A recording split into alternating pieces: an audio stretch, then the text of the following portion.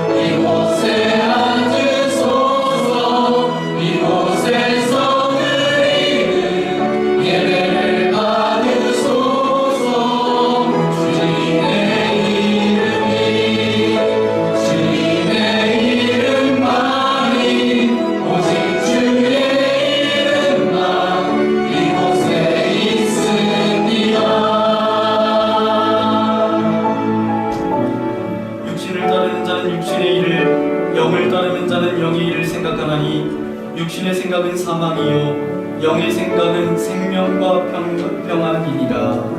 아멘. 처음 시간 동안 살아갈 때 예수 그리스도의 그 십자가의 사랑을 기억하며 이렇게 사랑을 한 주간 되었으면 좋겠습니다. 오늘도 예배 가운데 나오는 믿음의 교우들을 두 손을 내밀어서 또 얼굴을 바라보면서 지금 함께 축복하며 나아가기를 원합니다. 주님 너를 항상 인도하시리.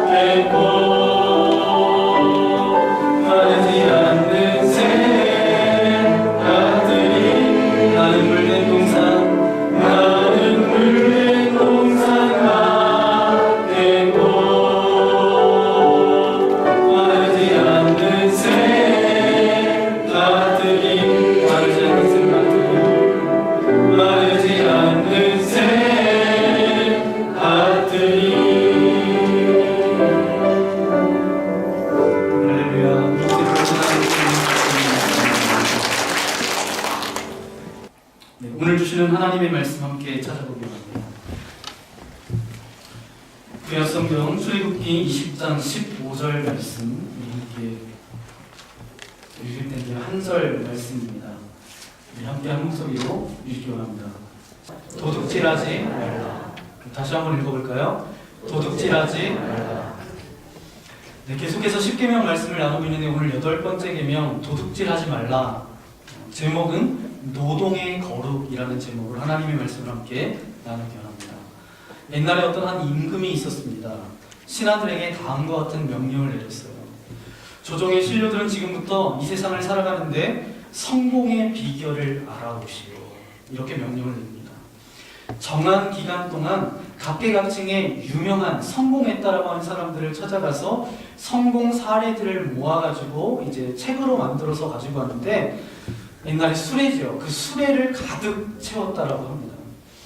임금님이 수레가 가득한 이 책들을 바라보면서 이 책을 언제 다 읽겠냐고, 이 책을 한 권의 책으로 만들어 가지고 와라.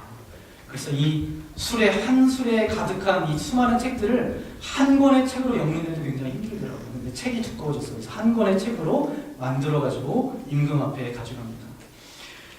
임금님이 이렇게 이야기해요. 신하들에게. 여보게들, 이것을 백성들이 어떻게 다 읽을 수 있겠나? 이것을 한 문장으로 만들어 오게.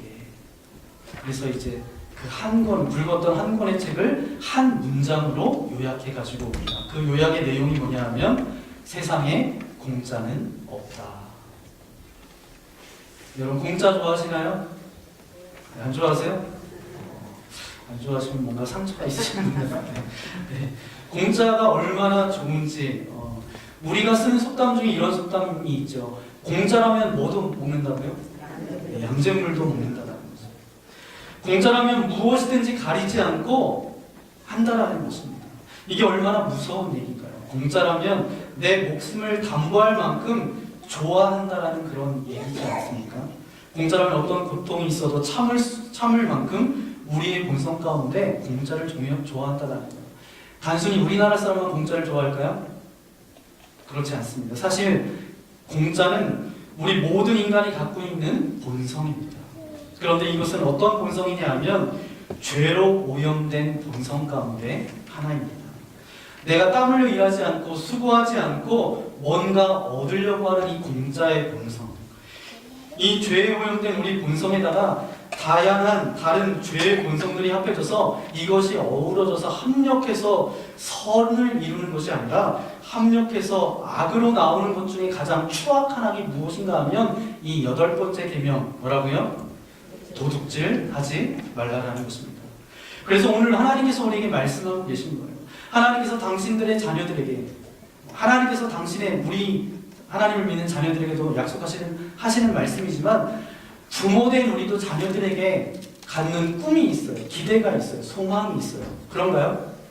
여러분, 자녀들에게 거는 기대와 소망, 꿈이 있으신가요? 마찬가지입니다. 하나님도 우리를 향한 그런 꿈과 기대와 그런 그림, 아름다운 삶이 있습니다. 그래서 내가 반드시 이것을 좀 가졌으면 좋겠다. 영적 원리로 8번째 계명을 우리에게 말씀해 주고 계신데, 그것은 도둑질하지 말라. 왜 그런가요? 그것은 인간 가운데 정말 추악하고 더러운 흔적이 무엇인가 하면 도둑질이다라는 거예요.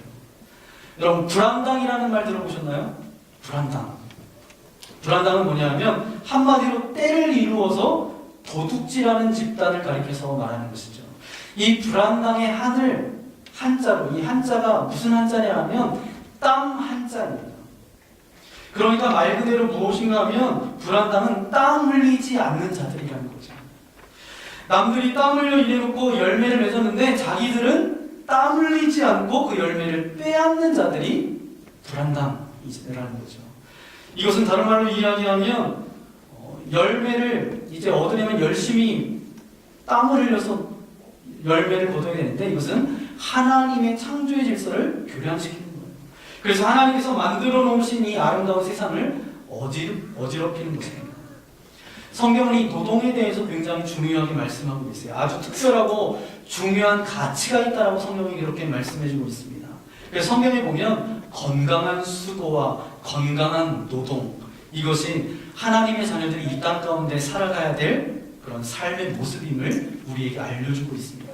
우리의 믿음의 선조들이 어떻게 신앙생활을 했는지 아세요, 여러분?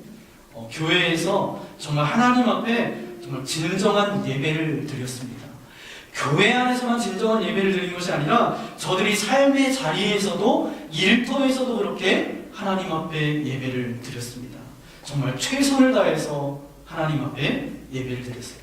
다시 말하면 건강한 수고와 건강한 노동, 땀 흘리는 수고, 그래서 성경에서 이야기하는 건강한 수고와 건강한 노동이 저들의 삶 가운데 있었습니다. 이것을 다른 말로 이야기하면 거룩이라고 말할 수 있습니다.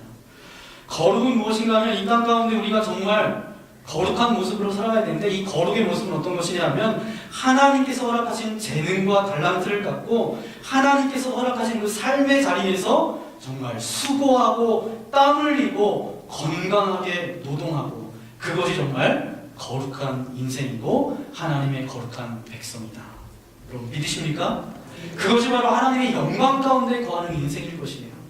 그런데 그 하나님이 기대하시는 것을 저버리는 그런 인생이 있습니다. 가장 처참하게 저버린 인생 가운데 그것이 바로 무엇인가 하면 도둑질하는 것입니다. 그래서 하나님께서 우리 인생을 향해서 정말 아름답게 꿈꾸시는 것이 무엇인가 하면 도둑질하지 말라라고 말씀하고 계십니다. 이것을 우리의 언어로 좀 바꿔보면 우리의 아름다운 삶을 살아가기 원하시는데 8번째 계명으로 노동의 거룩, 이 말씀을 우리에게 주셨습니다. 하나님께서 건강한 수고와 그 노동, 이것을 바로 거룩하게 여기시고 우리에게 원하신다라는 말씀, 이 영적 원리가 이 8번째 말씀에 담겨져 있습니다. 그렇다면 도둑질이라는 것이 무엇이기에 우리 인간을 이렇게 추악하게 만드는 것일까요?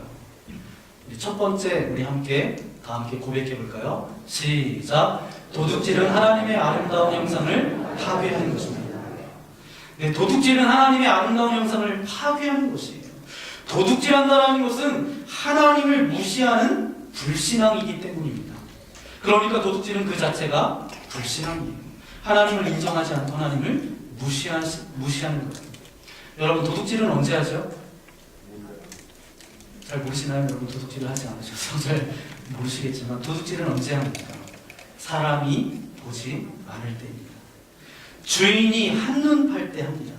그 소유의 주인 되는 사람들이 보지 않을 때 그때 도둑질을 해요. 그런데 여러분 이것은 늘 살아계셔서 불꽃꽃 같은 눈동자로 나와 늘 함께 하시는 분 누구세요? 늘 나와 동행하시는 분 누구세요? 하나님이세요. 그런데 도둑질하는 것은 무엇이에요? 하나님을 무시하는 겁니다. 사람은 보지 않더라도 늘 누구는 보고 계세요? 하나님은 보고 계세요. 하나님 어떻게 보고 계세요? 우리를 늘 돌보시고 살피시고 우리와 함께 하시는 분이 누구세요? 하나님이십니다. 그렇기 때문에 도둑질한다는 것은 하나님을 무시하는 불신앙이다라는 것입니다. 두 번째, 도둑질하는 것이 왜 추할까요? 왜냐하면 도둑질하는 것 자체가 마귀에게 속한 자라는 선언입니다. 성경에 보면 마귀의 다른 이름, 여러 가지 이름이 그렇게 나오고 있는데 마귀는 어떤 존재예요? 속임수, 거짓의 대명사가 마귀예요. 도둑질이 바로 그 거짓과 속임수입니다. 마귀는 파괴하는 자입니다. 회복하거나 생명을 살리는 자가 아니라 오늘 우리의 삶 가운데 오늘 관계를 살리는 자가 아니라 관계를 파괴시킨다라는 거예요. 그런데 도둑질하는 것은 모든 사람들과의 관계와 신뢰, 법으로 살아가는 그런 공동체를 파괴합니다. 그래서 예수님이 마귀를 이야기하면서 도둑으로 상징적으로 그렇게 표현해주고 있는 말씀이 있는데요. 신약성경 요한복음 10장 10절 말씀을 보니까 그 가운데 보니까 내가 이 땅 가운데 온 것은 너희들에게 생명을 얻게 하려고 더 풍성한 삶을 살아가기 위해서 내가 이 땅 가운데 왔다라고 말씀하고 계십니다. 그런데 그 전에 뭐라고 말씀하시냐면 이렇게 말씀하세요. 요한복음 10장 10절 말씀입니다. 우리 함께 읽어볼까요? 시작. 도둑이 이 땅에 온 것은 죽이고 멸망시키고 하는 것이다. 아멘. 이 도둑은 도둑질하는 도둑이 아니라 누구를 상징하고 있어요? 마귀예요. 다시 말하면 마귀 사단은 이 땅 가운데의 목적이 뭐예요? 죽이고 멸망시키는 것이 목적입니다. 그러니까 내가 도둑질하는 것은 지금 마귀한테 이용당하고 있다는 것입니다. 악한 영한테 죄의 세력 앞에 이용당한다는 것이죠. 그러니까 여러분 꼭 기억할 것은 여러분 가운데 도둑질의 열망이 마음 가운데 생기면 그것은 하나님의 마음이 아니라 누구의 마음이라고요? 악한 세력의 마음입니다. 누군가가 도둑질했다는 것은 뭐예요? 더럽고 추악한 영에 사로잡혔다는 것입니다. 그렇기 때문에 우리는 기억해야 돼요. 도둑질이라는 것이 하나님을 무시하는 불신앙의 행위일 뿐만 아니라 동시에 그것은 뭐예요? 악한 세력 앞에 사로잡힌 것이기 때문에 도둑질은 절대로 한 번에 끝나지 않습니다. 도둑질이 한 번에 끝나던가요? 한 번에 끝나지 않습니다. 한 번 하고 계속해서 반복되어진다는 거예요. 그래서 에베소서 4장 28절 말씀에 이렇게 기록하고 있습니다. 우리 함께 읽겠습니다. 시작. 도둑질하는 자는 다시 도둑질하지 말고 돌이켜 가난한 자에게 구제할 수 있도록 자기 손으로 수고하여 선한 일을 하라. 아멘. 여기서 도둑질하는 자는 다시 도둑질하지 말고 이게 무슨 뜻이에요? 하는 사람이 또 한다라는 거예요. 한 번 하면 또 한다라는 것입니다. 신문에 가끔 매스컴에 나오고 있죠. 절도범 이렇게 나오고 있는데 한 번 그렇게 해서 경찰에 잡히나요? 한 번 절도했는데 또 해서 또 절도해서 그렇게 죄를 범하게 됩니다. 여기까지 얘기하면 여러분이 이렇게 생각하는 분이 많이 있을지 모르겠습니다. 도둑질은 나하고 별로 상관이 없는 것 같습니다. 목사님. 여기에 있는 대부분의 이것이 이제 나와 상관이 없다라고 그렇게 이야기하실지 모르겠습니다. 취미가 도둑질이거나 직업이 도둑질이 아닌 이상 남의 물건을 훔치거나 다른 사람의 물건을 훔친다는 것을 도둑질로 생각하고 우리가 있는데 그 가운데 생각하면 이것은 좀 나하고 거리가 먼 이야기 아닙니까? 그렇게 이야기하고 생각할 수 있습니다. 그러나 이 도둑질이라는 것은 생각보다 그 영역이 넓어요. 조금만 생각하면 그 영역이 우리의 생각보다 훨씬 넓습니다. 제일 먼저 우리가 생각해야 될 것은 누구의 것을 훔치는 것, 그게 도둑질인가? 남의 것을 훔치는 것이 도둑질이라고 할 때 남은 누구인가? 어디까지가 남인가요? 오늘 우리는 특정한 개인, 어떤 사람의 것을 훔치는 것만 도둑질이라고 생각하는데, 여러분, 직장도 남의 것이 될 수 있고요. 여러분, 어떤 공동체의 것이 남의 것이 될 수도 있고요. 우리의 사회가 다 남의 것이 될 수 있습니다. 어느 한 개인이 아니라 모든 것이 남의 것이 될 수 있습니다. 그렇게 되면 이 도둑질이라고 하는 개념은 여러분이 생각하는 개념을 뛰어넘습니다. 두 번째 생각해 볼 개념은 훔친다는 개념도 다양해요. 꼭 다른 사람의 물건을 갖고 오는 것만 훔치는 것입니까? 여러분이 직장 생활을 하면서 월급을 받으면서 그곳에 써야 될 시간을 여러분의 개인적으로 쓰는 것, 도둑질이에요, 도둑질이 아니에요? 훔치는 거예요, 훔치는 것이 아니에요? 훔치는 거예요. 여러분이 누군가로부터 돈을 받으면서 성실하게 일을 해야 될 그 시간에 일하지 않고 다른 것을 한다. 개인을 위해서 쓴다. 그것은 훔치는 거예요, 훔치는 게 아니에요? 훔치는 거예요. 물건만 훔치는 것이 아닙니다.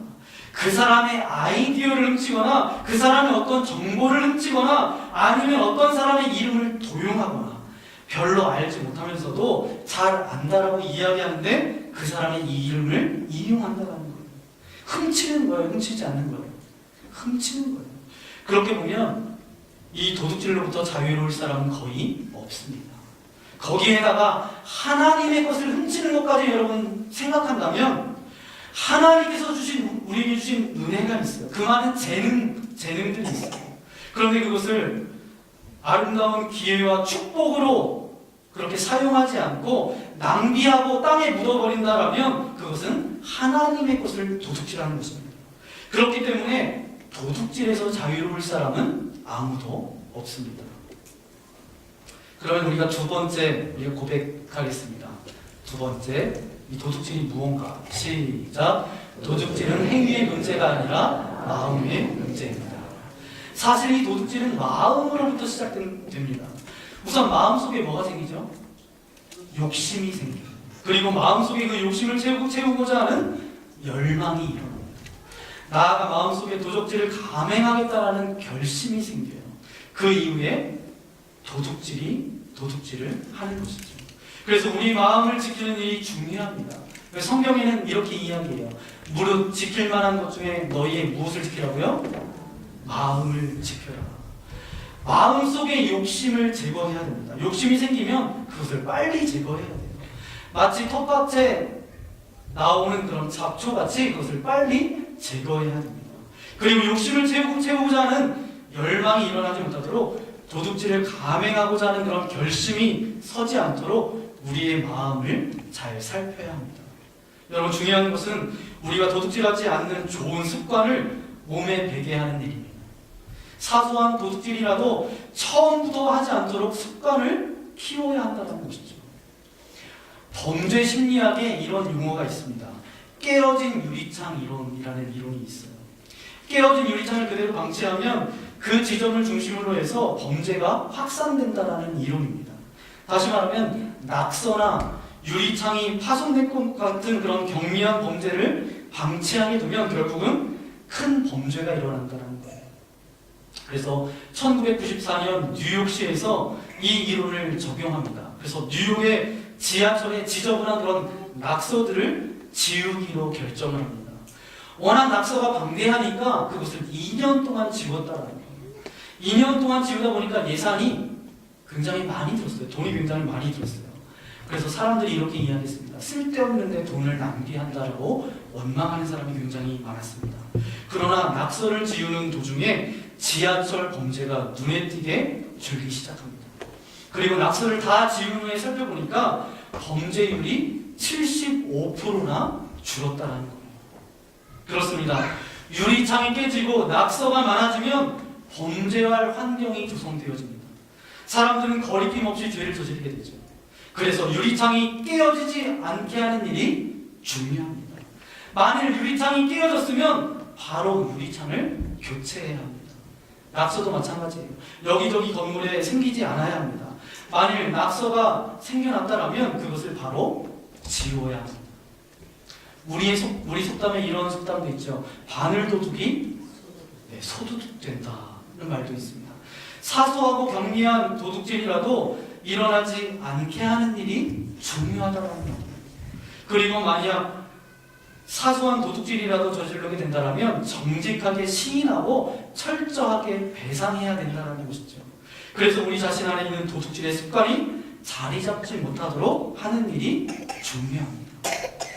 사랑하는 성도 여러분, 도둑질은 누구나 저지를 수 있는 보편적인 범죄입니다. 어떤 도둑질은 사소하고 경미해서 양심의 거리낌조차 없을 수도 있는 범죄예요. 그래서 누구도 모르게 때로는 양심에 화인 맞아서 자기 자신조차도 모르고 저지르는 경우가 종종 있습니다. 그래서 여러분, 이렇게 이야기할 수 있습니다. 도둑질은 행위가 아닙니다. 어느 누구의 물건을 훔치는 행위가 아닙니다. 정말 중요한 것은 행위의 문제가 아니라 마음의 문제예요. 내 주어진 삶, 내게 그어주신 하나님의 어떤 경계를 무너뜨리고, 그리고 무책임하고 게으르고 나태하고 남의 것에 대해서 욕심이 있고 탐심을 절제하지 못하고, 그리고 그것에 편승해서 가려고 하는 오늘 우리들의 모든 마음들, 살아계신 하나님을 무시하는 그런 불신앙의 마음들, 이런 마음의 문제가 사실은 도둑질을 이끌어가는 모습들입니다. 그래서 도둑놈이라는 말보다 더 무서운 말이 있어요. 도둑놈보다 더 무서운 말이 도둑놈 심보라는 말입니다. 왜냐하면 마음의 문제입니다. 뭐가 도둑놈 심보일까요? 저는 여러분에게 두 가지를 말씀드리기 원합니다. 어떤 게 도둑놈 심보인지. 첫 번째는 무책임한 마음입니다. 책임지지 않으려고 하는 마음이에요. 일단 갖고 싶은 것은 갖겠다 하고 싶은 것은 하겠다. 그 다음에 어떤 상황이 오든지 내가 그것은 책임지지 않겠다. 그런 것이 바로 도둑놈 심보입니다. 내가 책임져야 함에도 불구하고 그것을 하지 않겠다, 도망가는 것이 뭐냐 하면 도둑놈 심보입니다. 그때 우리는 도둑질하는 것일 수도 있어요. 그때가 바로 위험합니다. 두 번째는 스스로 만족하지 않는 마음입니다. 다시 말하면 자족하지 않는 마음이에요. 히브리서 11장이 어떤 장이죠? 믿음장이라고 그렇게 말합니다. 믿음장이라고 해요. 우리의 믿음의 선진들이, 믿음의 선조들이 정말 아름답게 신앙생활했다는 것을 히브리서 11장에 그렇게 기록하고 있습니다. 그러다가 11장에서 13장으로 넘어가 보면 그 사람들이 이 땅 가운데 하나님 앞에서 어떻게 예배를 드렸는지, 그들의 인생 가운데 어떻게 하나님의 기쁨이 되었는지, 그들이 믿음의 조상으로 하나님 앞에 어떻게 인정받았고 어떻게 살아서 하나님의 기쁨이 되었는지, 그런 이런저런 내용 히브리서 13장에 그렇게 나오고 있습니다. 10계명의 내용과 비슷합니다. 왜냐하면 10계명 자체가 오늘 우리들이 이 땅 가운데 정말 아름다운 삶을 살았으면 좋겠다, 하나님이 그리시는 그런 인생 가운데 나아갔으면 좋겠다, 구체적인 삶의 현장 가운데서 너희들이 이렇게 살아갔으면 좋겠다라는 말씀이기 때문에 히브리서 13장과 비슷한 점이 많습니다. 히브리서 13장 4절 말씀에 보면 어떤 말씀이 나오냐면, 지난주에 우리가 어떤 말씀을 나눴죠? 7번째 계명 7개 간음하지 말라라는 말씀을 나눴습니다. 그리고 히브리서 13장 5절 말씀에 그 다음에 무엇이 나오냐 하면 우리 한번 읽어보도록 하겠습니다. 시작. 돈을 사랑하지 말고 있는 바를 족한 줄로 알라. 그는 친히 말씀하시기를 내가 결코 너희를 버리지 아니하고 너희를 떠나지 아니하리라 하셨느니라. 아멘. 돈을 사랑하지 말고 있는 바를 어떻게 하라고요? 족한 줄로 알라. 사람들이 왜 도둑질을 합니까? 자족하지 않기 때문에. 사람들이 왜 도둑의 마음을 갖는 줄 아세요? 자기의 상황과 자기의 주어진 것에 대해서 자족함이 없기 때문에 그렇습니다. 자신이 살아간 삶의 현장 가운데 그곳에 있는 자족한 마음이 없기 때문에 하나님께서 그어주신 삶의 경계, 그 소유의 경계를 넘어가고 싶어서 결국은 도둑질을 한다라는 이야기입니다. 그래서 자기의 삶에 대한 자족의 마음이 없는 마음을 뭐라고 이야기하냐면 도둑의 마음, 도둑놈 심보라고 이야기할 수 있습니다. 그렇기 때문에 이렇게 이야기할 수 있습니다. 도둑질하지 말라라고 하나님께서 우리에게 주셨던 이것은 바로 우리가 이 땅 가운데 아름다운 인생으로 살아가기 위해서 하나님께서 가지셨던 소망의 말씀인데, 그러면 하나님의 그 마음에 합당한 자의 모습으로 살아가려면 어떻게 해야 되나? 우리 세 번째, 큰 세 번째, 우리 함께 고백하기를 원합니다. 시작! 책임감을 가지고 자족하는 삶 속에서 노동의 거룩은 이루어집니다. 이 두 가지를 합쳐보면 책임감을 가지고 자기의 삶의 현장에서 자족하는 삶을 살아가는 사람이라고 이야기할 수 있습니다. 그럼 여러분에게 말씀드리는 이유는 무엇인가 하면, 우리가 자족하는 사람, 자족하는 마음, 그러면 우리가 어떻게 생각하냐 하면, 그럼 그냥 대충 살면 되지, 대충 포기하고 살아가라고 하는 것은 아닌가라고 자족을 그렇게 생각한다는 거예요. 근데 자족한다라는 말은 그런 말이 아닙니다. 정말 열심히 살아야 돼요. 그리고 최선을 다해야 합니다. 정말 책임감을 가지고 최선을 다해서 살아가야 돼요. 그러나 그 결과는 누구에게 맡기는 거예요? 우리 주님께 달려 있습니다. 그 결과는 주님께 맡기는 삶이 자족하는 삶입니다.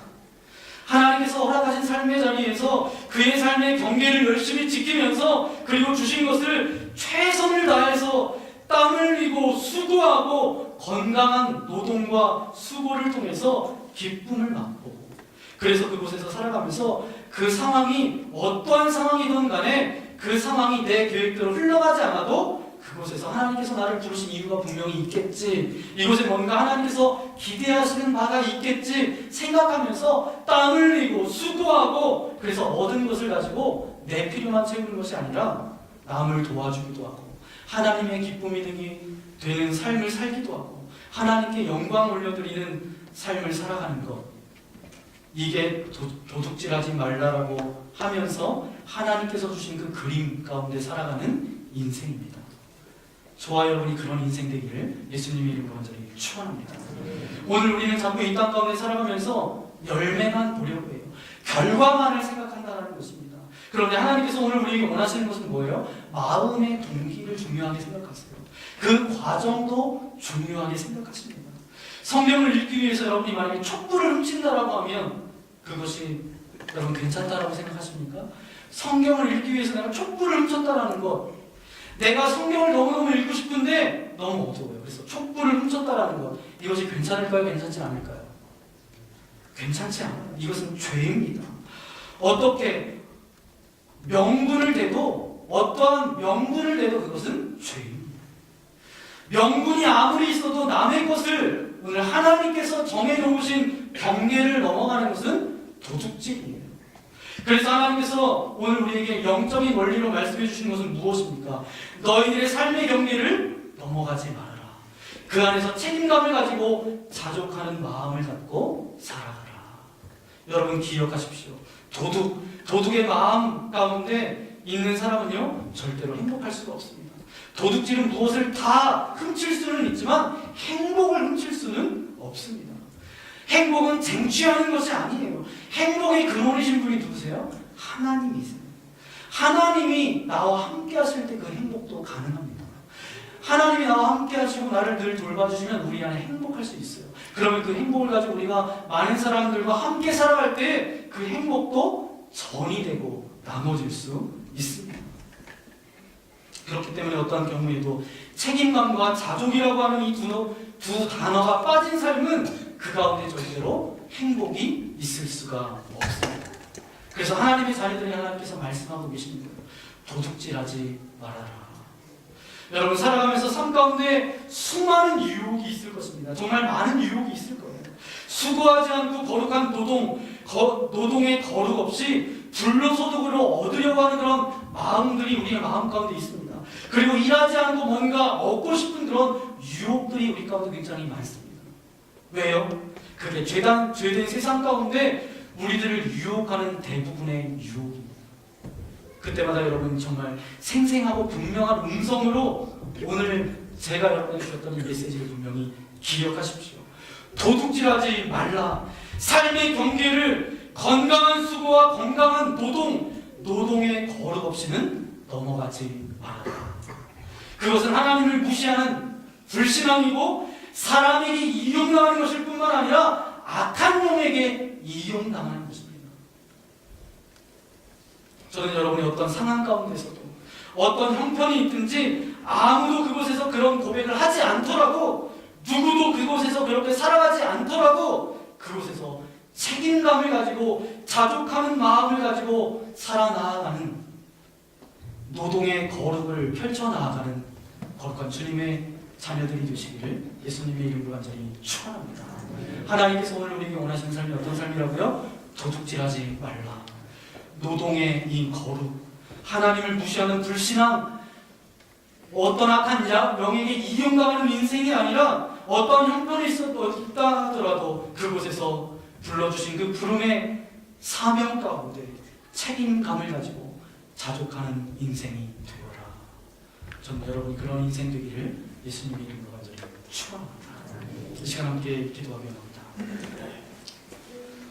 오늘 말씀을 생각하면서 여러분의 입술을 열어서 함께 기도하길 원합니다. 하나님을 무시하는 불신앙으로 살아가고 있지는 않았습니까? 어둠의 영 가운데 이용당하고 있지는 않았습니까? 주님, 자족하는 마음, 또 책임감을 가지고 이렇게 나아갈 수 있도록 하나님, 나의 삶을 하나님 축복하여 주옵소서. 그래서 이제 아버지 하나님, 도둑질은 행위의 문제가 아니라 마음의 문제입니다. 아버지 하나님, 우리의 마음을 날마다 빼앗고 그 마음 가운데 악한 생각도, 잘못된 생각도 넣어주는 악한 영 가운데 속지 않게 하여 주시고, 날마다 하나님께서 우리에게 허락하여 주신 그 아름다운 그림의 인생을 살아갈 수 있도록 하나님 나와 함께 하여 주옵소서. 내가 그런 아름다운 인생을 살아가기를 소망합니다. 우리 주여 한번으로 함께 기도하며 나아가기를 원합니다. 주여! 올가시 아버지 하나님 감사를 드립니다. 오늘 하나님의 말씀을 통하여서 아버지 하나님께 답변해 주신 주님 감사를 드립니다. 도둑질하지 말라. 도둑질하는 것은 단순히 사람의 물건을 훔치는 것, 그것에 끝나는 것이 아닙니다. 도둑질하는 것은 하나님의 아름다운 형상이 파괴되는 것입니다.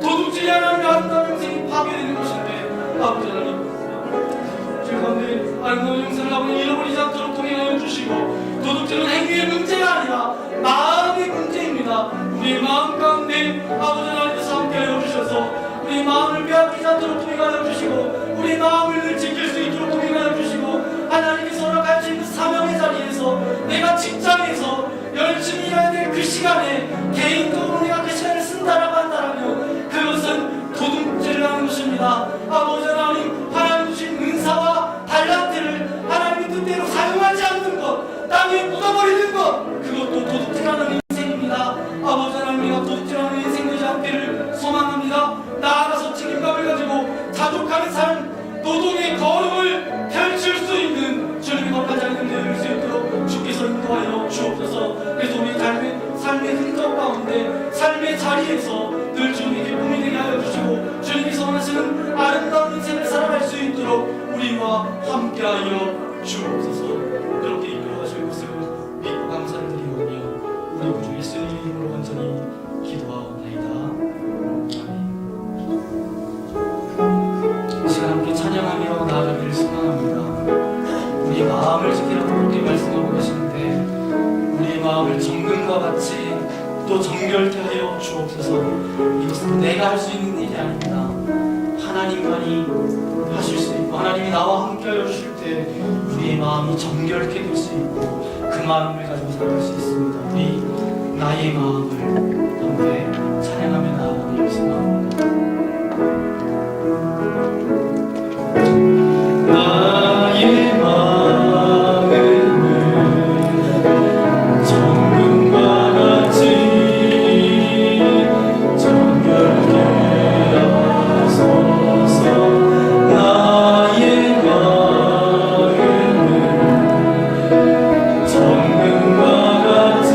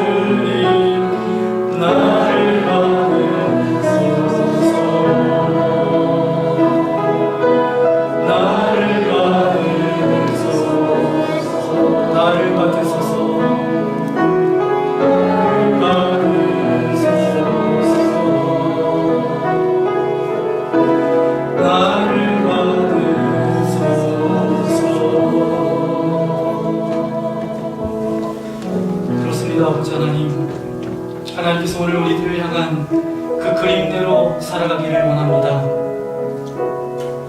우리가 마음이 힘들 때도 있고 어려울 때도 있지만 그러나 주신 환경을 받아들이면서 그 가운데 열심히 일하면서 주신 것에 자족하면서 아름답게 살아가는 그런 우리가 되기를 소망합니다.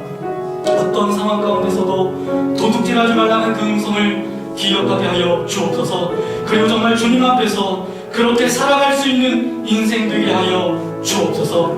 헛된 마음, 자족하지 못하는 마음, 무책임하는 마음 그렇게 살지 말게 하옵시고 정말 신실되고 아름답게 살아가는 복된 한 사람 한 사람 되게 하여 주옵소서. 아무도 예배하지 않는 그곳이라 할지라도 하나님의 자녀로 예배하며 살아가게 하여 주시옵고 어느 누구도 증거하지 않는 그곳에서도 우리가 헌신하는 인생 되게 하여 주옵소서. 어떤 상황이 있더라도 저희들을 지켜주시고 저희들과 함께하여 주옵소서. 오늘도 이 시간 예배를 드리며 귀한 물질을 주님 앞에 올려드립니다. 이 물질은 단순한 물질이 아닙니다. 우리의 마음이고 우리의 삶의 고백입니다. 흥량하여 받아주시고 이 물질이 쓰이는 곳곳마다 세상의 모든 풍조와 악한 어둠의 영들은 떠나가게 해주시고 하나님의 영광이 이 땅 가운데 통치될 수 있도록 주께서 동행하여 주옵소서. 오늘도 예배 가운데 나온 믿음의 교우들이 있습니다. 한 사람 한 사람 머리부터 발끝까지 예수 그리스도의 보혈로 덮어주셔서 저들 마음 가운데 근심과 염려와 두려움과 육신의 연약함과 마음의 섭섭함들이 있으니까 빛 대신 주님 임재하여 주옵소서. 하늘의 평강이 저들 마음 가운데 임하여지게 하여 주시고 모든 어그러졌던 것들이 온전함으로 회복되어 줄 수 있도록 은혜를 베풀어 주옵소서. 내 생각으로 하나님의 영역을 제한하지 않도록 동행하여 주셔서 나와 함께하여 주실 때 그 모든 문제들이 사라지는 줄 믿사오니 주님의 은혜와 능력을 사모하며 나아갈 때마다 그 하나님의 살아계심을 경험하며 나아갈 수 있도록 은혜를 베풀어 주옵소서.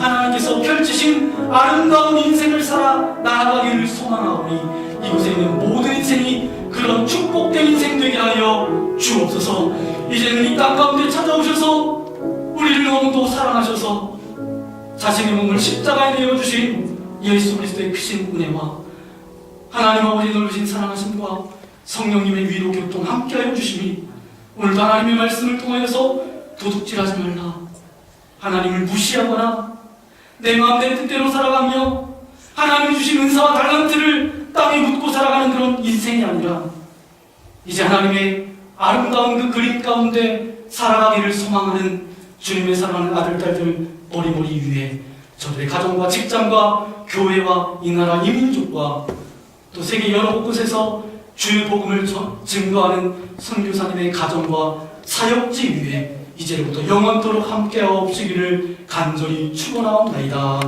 아멘.